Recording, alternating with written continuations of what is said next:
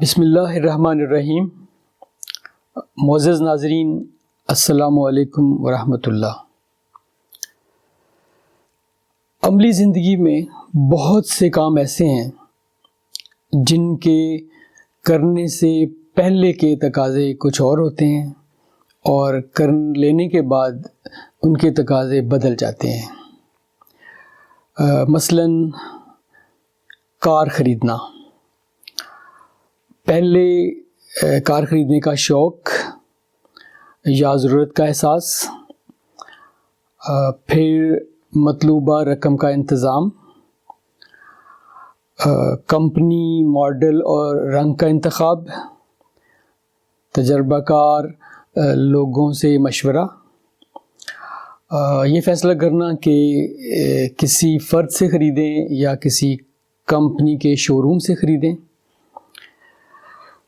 غرضے کہ ان تمام شرائط پر عمل کرتے ہوئے کار خرید لی جاتی ہے۔ یہ کام بہت مشکل ہوتا ہے، لیکن حقیقت یہ ہے کہ اصل امتحان تو کار خریدنے کے بعد شروع ہوتا ہے، یعنی کار کو مینٹین کرنا، پیٹرول کا خرچ، محفوظ پارکنگ، وقت پر آئل چینج اور ٹیوننگ، بہت سے ٹیکنیکل مسائل، ایکسیڈنٹ سے خود بھی بچنا اور دوسروں کو بھی بچانا، اس طرح کی بہت ساری شرائط کے ساتھ انسان کار کو چلاتا رہتا ہے۔ کہتے ہیں کہ کار خریدنا مشکل ہوتا ہے، لیکن اس کو مینٹین کرنا زیادہ مشکل ہوتا ہے۔ ایک اور مثال ہے شادی کرنا۔ پہلے شادی کرنے کا فیصلہ، پھر مناسب رشتے کی تلاش، پھر بے شمار اخراجات اور ڈھیر ساری رسمیں، نکاح، ولیمہ وغیرہ۔ یہ سب کچھ تو کسی نہ کسی طرح ہو ہی جاتا ہے، ہوتا بہت مشکل ہے لیکن ہو جاتا ہے۔ اصل امتحان تو شادی کرنے کے بعد شروع ہوتا ہے۔ بے شمار اخراجات اور مسائل میں اضافہ، بہت سارے فریقین میں توازن کر رکھنا، اپنا گھر، سسرال، اپنے رشتہ دار، سسرالی رشتہ دار اور بہت سارے اور عناصر۔ ہم نے اس کٹھن مرحلے میں یعنی شادی کرنے کے بعد بہت سے قابل اور باوسائل لوگوں کو ناکام ہوتے دیکھا ہے۔ ناظرین، ایسی بہت سی مثالیں دی جا سکتی ہیں، لیکن سر دست ایک اہم مثال پر ہم بات کرتے ہیں، یعنی حکومت کرنا۔ حکومت حاصل کرنے سے پہلے کے تقاضے کچھ اور ہوتے ہیں، اور حکومت حاصل کرنے کے بعد حکومت چلانے کے لیے تقاضے بالکل مختلف ہوتے ہیں۔ ہم حکومت حاصل کرنے سے پہلے کے تقاضوں کی اگر بات کریں تو وہ 10 بنتے ہیں تقاضے۔ پہلا تقاضا سیاست کی سوجھ بوجھ، سیاست کا شوق، جذبہ اور جوش۔ دوسرا تقاضا ہے پرکشش شخصیت اور پر اثر گفتگو۔ تیسرا تقاضا رشتہ داروں اور دوستوں اور زیر اثر لوگوں کا ساتھ۔ چوتھا تقاضا ہے بے شمار اور بے بہا وسائل۔ 5ویں نمبر پہ جوڑ توڑ کا فن۔ 6 نمبر پہ الیکشن میں کھڑے کرنے کے لیے مناسب امیدوار، ان کا انتخاب۔ اور 7ویں نمبر پہ ہے سرپرستی کا کوئی بیرونی ہاتھ اگر ممکن ہو تو۔ اور 8واں تقاضا ہے کہ مخالف پارٹی اور یا پارٹیوں کی کوئی کمزوری، اور 9واں تقاضا ہے کہ خوش قسمتی، اور 10واں تقاضا ہے الیکشن میں حصہ لینا اور الیکشن جیت کر حکومت حاصل کرنا۔ ان تمام تقاضوں کو پورا کرتے ہوئے اگلا مرحلہ آ جاتا ہے، یعنی حکومت ہاتھ میں آ جاتی ہے، تو تب پتہ چلتا ہے کہ اصل امتحان تو اب شروع ہوا ہے۔ حکمرانی ایک ٹھاٹھے مارتا ہوا سمندر ہے جس میں پوری طاقت کے ساتھ اور بچ بچا کے نکلنا ہوتا ہے۔ حکومت حاصل کرنے کے بعد ایک حکمران کو کیا کرنا ہوتا ہے، اس کی ذمہ داریوں میں کیا تبدیلی آتی ہے، اس کے لیے کتابوں میں بہت کچھ لکھا ہے، بہت سے حقائق کا ذکر ہے، لیکن ہم یہاں پر بہت ضروری 10 حقائق کا ذکر کریں گے۔ پہلی حقیقت یہ ہے کہ حکمرانی باقاعدہ ایک فن ہے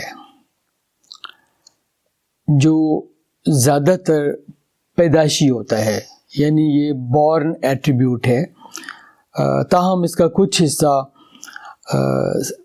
تجربات سے بھی سیکھا جا سکتا ہے، یعنی ایکوائر بھی کیا جا سکتا ہے۔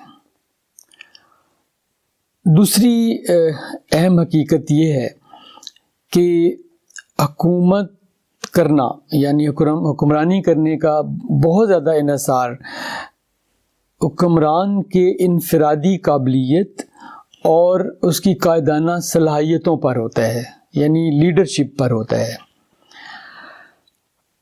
جب الیکشن لڑا جاتا ہے حکومت حاصل کرنے سے پہلے کے مرحلے میں، بہت سے لوگ ساتھ ہوتے ہیں، کچھ بے غرض ہوتے ہیں، کچھ باغرض ہوتے ہیں، ان کی مدد کے ساتھ انفرادی جو قابلیت ہے اس کے ساتھ ٹیم ورک ہو جاتا ہے اور حکومت مل جاتی ہے۔ لیکن حکومت حاصل کرنے کے بعد سب کچھ انحصار انسان کی قابلیت، جو قائدانہ صلاحیت ہے، اس پہ ہو جاتا ہے۔ قائدانہ صلاحیتوں میں شامل ہے پرکشش شخصیت، پر اثر گفتگو، باوقار رکھ رکھاؤ، رہنمائی کرنے کا فن، مہذب اخلاق اور کردار، اور کامن سینس۔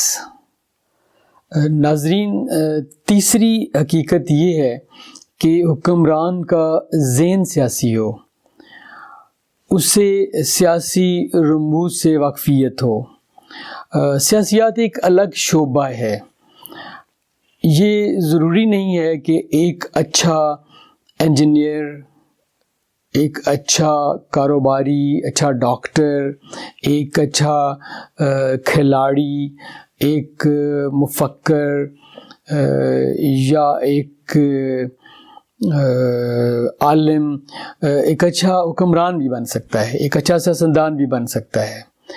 حقیقت یہ ہے کہ سیاست کے اپنے کچھ قواعد و ضوابط ہیں جنہیں سیکھنا ضروری ہوتا ہے۔ ایک شخص ایماندار ہے، نیک ہے، تو سوال یہ ہے کہ کیا وہ ان خصوصیات کی بنا پر اچھا کرکٹر بن سکتا ہے، یا اچھا ڈرائیور بن سکتا ہے، یا اچھا کاروباری بن سکتا ہے؟ تاریخ کا جواب یہ ہے کہ یہ خصوصیات کچھ جزوی طور پہ ضروری تو ہیں، لیکن یہ مکمل شرائط نہیں ہیں۔ ایماندار اور نیک ہونے کے ساتھ ساتھ سیاست کے اصول و ضوابط جاننا بھی ضروری ہے۔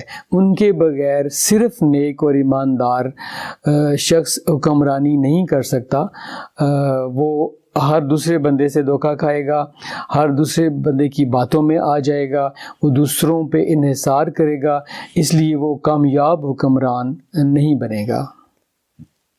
چوتھی حقیقت یہ ہے کہ کامن سینس کے ساتھ ساتھ حکمران میں ایک گہرا اور تیز وجدان ہوتا ہے، انٹیویشن ہوتی ہے، فورسائٹ اس کی دوسروں سے بہتر ہوتی ہے، اور یہی خصوصیات اس کو لوگوں سے دوسروں سے مختلف کرتی ہیں، اور ان خصوصیات کی وجہ سے اس کے اندر وہ قابلیت پیدا ہوتی ہے جس کی وجہ سے وہ اندرون خانہ اس کے خلاف جو کچھ ہو رہا ہوتا ہے اس سے لا علم نہیں رہتا، اپنے خلاف سازشوں سے باخبر رہتا ہے، اور یہ وجدان، یہ انٹیویشن بھی کافی حد تک پیدائشی ہوتی ہے۔ پانچویں حقیقت یہ ہے کہ حکمران کی سوچ میں ایک اور اس کے مزاج میں ایک پختگی ہوتی ہے۔ پختگی کا متضاد بہت خطرناک لفظ ہے، یعنی ناپختہ ہونا یا بچگانہ ہونا۔ پختہ ذہن، پختگی اس کی طبیعت میں جب ہوتی ہے تو وہ اس کے اندر بہت ساری دوسری خصوصیات پیدا کر دیتی ہے۔ اس کی طبیعت میں ٹھہراؤ آ جاتا ہے، اس کے باتوں میں ایک بڑا پن آ جاتا ہے۔ پختگی کی وجہ سے وہ دانشمندی کی باتیں کرتا ہے، اور حقیقت یہ ہے کہ حکمران کو جب وہ اس کو حکومت مل جائے تو اسے جو حکومت حاصل کرنے سے پہلے کا جو جوش ہے اسے ہوش میں بدل دینا چاہیے، اس سے پہلے کی جو جوانی ہے اس کو دانشمندی میں بدل دینا چاہیے۔ اس کے بعد جو اس کے رویے میں بے لچک پن ہے اس کو لچکدار کر دینا چاہیے، اس کی گفتگو سخت سے کی بجائے نرم ہو جانی چاہیے، اور وہ اسے چاہیے کہ وہ دشمن کم بنائے، دوست زیادہ بنائے۔ اسے چاہیے کہ وہ محاذ زیادہ نہ بنائے بلکہ محاذوں کو کم کرے۔ چھٹی حقیقت یہ ہے کہ کامیاب حکمران اپنے ساتھ قابل، وفادار اور تجربہ کار لوگوں کی ٹیم رکھتا ہے۔ وہ وزراء کا انتخاب بڑی احتیاط سے کرتا ہے۔ وہ مختلف شعبوں کو موزوں طریقے سے اپنے وزراء میں تقسیم کرتا ہے، پھر ان وزراء کی رہنمائی کرتا ہے، ان کو ٹارگٹ دیتا ہے، پھر ان کی کارکردگی کو واچ کرتا رہتا ہے، نگرانی کرتا ہے۔ اگر ان کی کارکردگی تسلی بخش نہیں ہے تو مناسب پوچھ گچھ کرتا ہے، کارروائی کرتا ہے۔ وہ ان وزراء کی مصروفیات سے لا علم نہیں رہتا، وہ ان سے دھوکہ نہیں کھاتا۔ اس کے بعد جو اگلی اہم حقیقت ہے وہ یہ ہے کہ ایک کامیاب حکمران کے سامنے ایک تفصیل ہر وقت رہتی ہے جس پہ اس کے خزانے میں کیا ہے یہ درج ہوتا ہے، اور اخراجات کتنے ہیں یہ لکھا ہوتا ہے، آمدنی اور اخراجات کا موازنہ کیا جاتا ہے۔ اس سے وہ سوچتا ہے کہ آمدنی کہاں سے آئے گی، وہ خیال رکھتا ہے کہ اخراجات کیسے پورے ہوں گے، اور اپنے وقت کے ساتھ ساتھ وہ ان میں اخراجات کو کم کرتا ہے اور آمدنی زیادہ کرتا ہے۔ ناظرین، اب تک کے تمام حقائق حکمران کی انفرادی اور ذاتی خوبیوں پر مشتمل ہیں، اس کے پرسنل ایٹریبیوٹس ہیں، اس کے انٹرنل فیکٹرز ہیں، اور یہ تمام چیزیں کسی بھی حکومت کے لیے بنیادی اہمیت کی حامل ہوتی ہیں۔ اب ہم آ جاتے ہیں ایکسٹرنل فیکٹرز کی طرف۔ وہ سب سے پہلی کوشش یہ کرتا ہے، جو اس کی 8ویں حقیقت ہے، کہ وہ اپنے ملک میں امن و امان کو انشور کرتا ہے۔ وہ انتظامیہ کو ایک باقاعدہ گائیڈ لائن دیتا ہے، وہ انتظامیہ کو بتاتا ہے کہ انہوں نے کن کن ترجیحات پہ عمل کرنا ہے، اور ان ترجیحات کے مطابق پھر وہ ان میں کام تقسیم کرتا ہے، ان کو ٹارگٹ دیتا ہے، ان کو چیک کرتا ہے، مانیٹر کرتا ہے، اور غیر تسلی بخش کارکردگی کی صورت میں وہ سزا دیتا ہے، اور اچھی کارکردگی کی صورت میں وہ جزا دیتا ہے۔ گویا وہ ایک جزا اور سزا کا ایک باقاعدہ نظام بناتا ہے اور اس پہ عمل کرتا ہے۔ 9ویں حقیقت یہ ہے کہ ایک کامیاب حکمران کی ترجیحات ریاست، حکومت اور عوام کی انفرادی اہمیت کے مطابق ہوتی ہیں۔ وہ سمجھتا ہے کہ ریاست اور حکومت کی کامیابی کا بہت سا انحصار عوام کے مطمئن ہونے پہ ہے، اس لیے وہ عوام کو بنیادی ضروریات اور سہولیات مہیا کرنے کو اپنا فرض سمجھتا ہے۔ وہ اپنی حکومت کے شروع کے دنوں میں جلد از جلد، کم از کم وقت میں ساری سہولتیں دینے کی کوشش کرتا ہے۔ یہ سہولتیں دیتے ہوئے وہ موجود وسائل کے مطابق گزارا معیار سے شروع کرتا ہے، اور پھر ساتھ ساتھ وسائل بڑھا کر معیار کو بھی بلند کرتا رہتا ہے۔ وہ جانتا ہے کہ اگر عوام مطمئن ہوں گے تو حکومت بھی کامیاب ہوگی، اور وہ یہ اس لیے کرتا ہے کہ عوام کو بنیادی سہولتیں دینے کے بعد ہی وہ دوسرے ضروری فرائض سر انجام دے سکے گا۔ 10ویں اور آخری حقیقت یہ ہے کہ امن و امان قائم کرنے کے بعد اور عوام کو بنیادی سہولتیں دینے کے بعد وہ ملک کے دوسرے فرائض اور شعبہ جات کی طرف توجہ دیتا ہے۔ مثلاً وہ صنعتوں کے استحکام کے لیے وہ درآمدات اور برآمدات کی طرف توجہ دیتا ہے، مالیاتی نظام کی طرف توجہ دیتا ہے، سروس آرگنائزیشنز کو دیکھتا ہے، یعنی خدمات کے جو بھی شعبے ہیں، اور یہ اپنی سرحدوں کی طرف دھیان دیتا ہے، اندرونی اور بیرونی سرگرمیوں پر نظر رکھتا ہے، اور یہ تمام فرائض سر انجام دیتے ہوئے وہ بار بار پیچھے نہیں دیکھتا، وہ آگے بڑھتا ہے۔ وہ ماضی کے کیچڑ میں الجھ کر اپنی توانائی اور وقت ضائع کرنے کی بجائے حال اور مستقبل کی فصل اگانے میں مصروف ہوتا ہے۔